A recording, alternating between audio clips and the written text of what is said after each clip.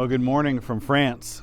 I am in the Champagne region. I'm just a few miles away from my first stop this morning, which was to be the Russian cemetery for the members of the Russian Expeditionary Force. And I happened to be driving past, and this was not a stop that was on my list, but when I saw it, I couldn't help but come here. This is the National Cemetery for the French, for Auberive. I'm not sure how to pronounce it, unfortunately, and I took French in high school. But it's the burial place of 7,000 members of the French army who were killed in the battles for Champagne. But what stood out to me about this one is that right behind it is the cemetery for 5,000 members of the German army who fought here and died. It's just an incredible thing. I have never, and I'm sure that there are others like it here, but I've never been in a place where the men from opposing armies, the men who killed each other, are buried basically in the same cemetery. One in front and one in the rear. But this was obviously done intentionally, as they would have had to bring the bodies here.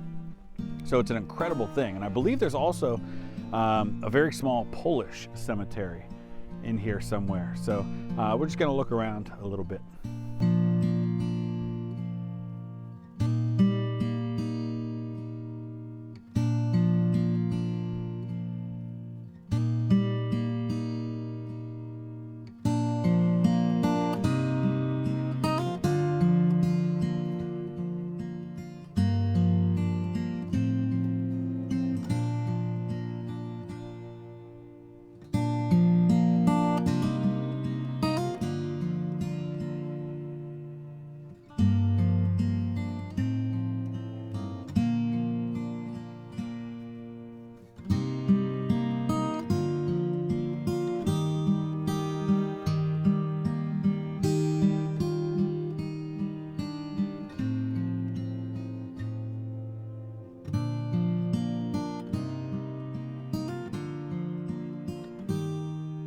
I gotta say, it's really quite surreal to be standing where I am and have Germans to my left, and then just on the other side, the French.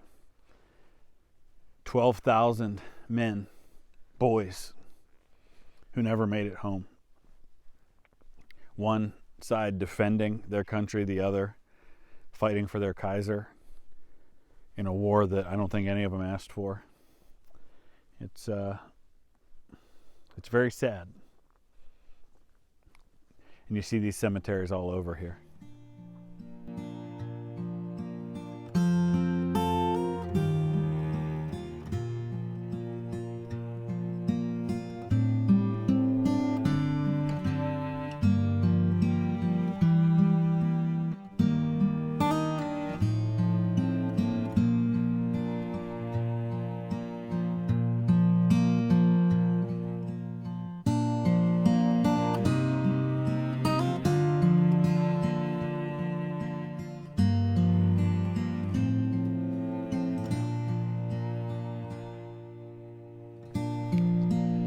Most of the cemeteries that I've been to so far here have similar sections to this, especially for the Germans. They tend to be in the back.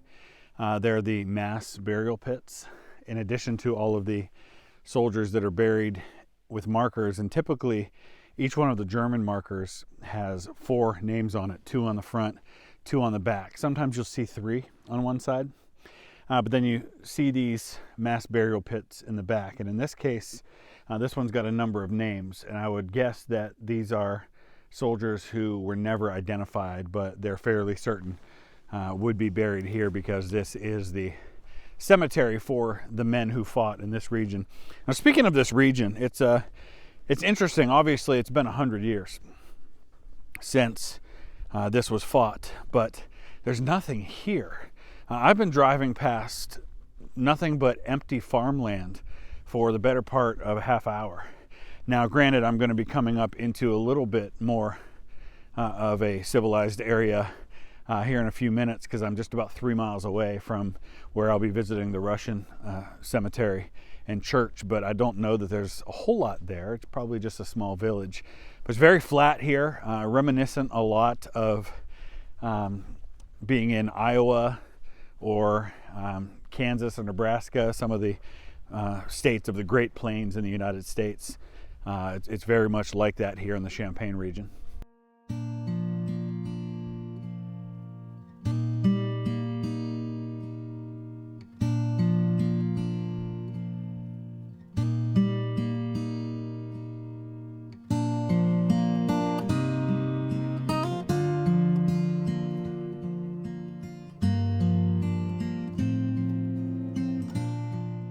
The other thing that it's impossible to miss when you visit German cemeteries here, and all the German cemeteries I've seen so far have this. These are First World War graves, but these are just a generation before the Holocaust that was perpetrated on Europe by the Germans. And every German First World War cemetery has a number of Jewish soldiers buried in it. Men who fought for a country that just 20 some odd years later would have considered them worthy of death in a camp. Just an interesting thing to think about.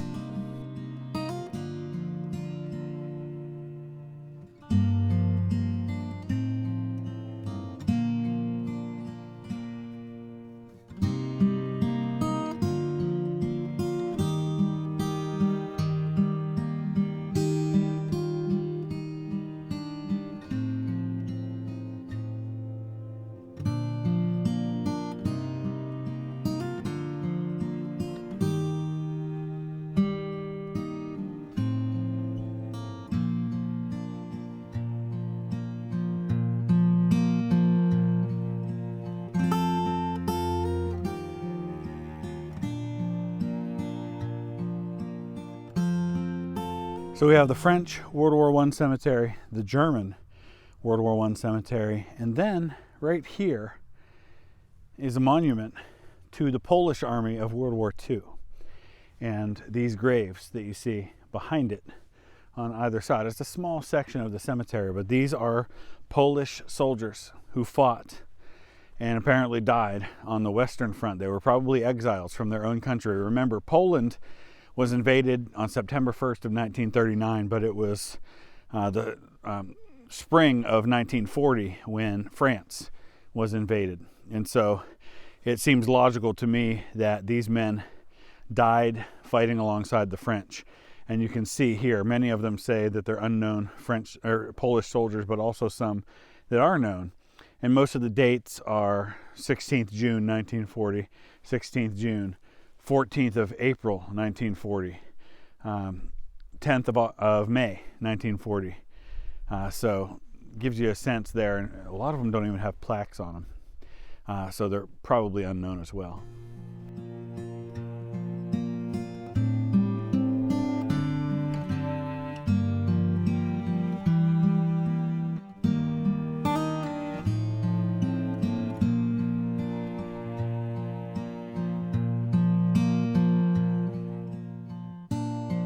Well, now I stand corrected, as the front section in front of that Polish monument, these are Polish soldiers of the First World War. So they were buried here, and then obviously they buried the Second World War soldiers in the same section right behind them. So same thing here. Instead of saying mort pour la France, which would be died for France, it says mort pour la patrie, which I'm not sure what that means, but I'm guessing it means fatherland in Polish, perhaps. But here we go, 14th of October, 1918, 11th of June, 1919, so maybe in the flu pandemic, 29th of September, 1919, so some of them died even after the war was over, but they were still here.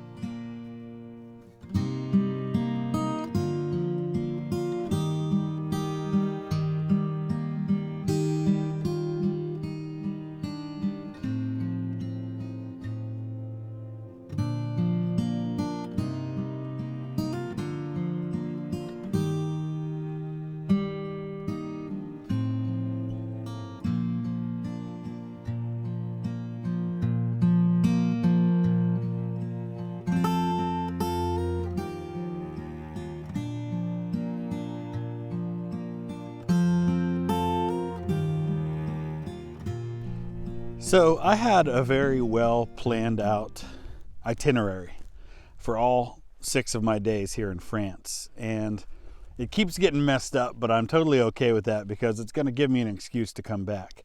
I keep passing things that I just have to stop and see, and one of the things that I found as I was driving from the Russian Orthodox cemetery to the site of the Lost Battalion was I saw this huge monument up on top of the hill here in the Champagne region, and it is the ossuary for Champagne, and it contains the bones of 10,000 soldiers of multiple nationalities whose bodies were recovered in and around Champagne. There are Czechoslovakian soldiers who are there. There are American soldiers who are inside of there. There are French soldiers, obviously, probably German soldiers. Just a mile or two down the road, there was a huge cemetery, probably 10,000 more bodies. And that's one of the things I'm discovering about the Western Front that just really gets your attention and helps you to understand the scale of this conflict. There's a lot of open farmland here in Champagne. In fact, you can see absolutely I bet you can see for 10 or 15 miles from the spot that I'm standing, and I'll give you some looks at the landscape, although it's probably difficult to tell. Every 5 or 10 minutes, you come across a little crossroads with maybe 5 or 10 buildings. And every one of those crossroads seems to have a cemetery with 5 or 10,000 dead soldiers buried right outside of it. They're everywhere. I mean, imagine the Gettysburg National Cemetery has something like 3,000 Union soldiers buried in it. Imagine the Gettysburg National Cemetery, but one every 5 or 10 minutes when you're driving. That's the Western Front. But what was really cool when I stopped here to see this incredible monument is that right behind it, there are trenches. These are the first legit World War I trenches I've seen so far, because there weren't really any of those at Belleau Wood yesterday where I was. But they're here, big time. And there's also some barbed wire, and I'm going to let you take a look at that in a minute. I don't know if it's original, but I have no reason to believe it isn't original. But these are legit World War I trenches, and it's just an absolutely gorgeous view. So let's look around a little bit.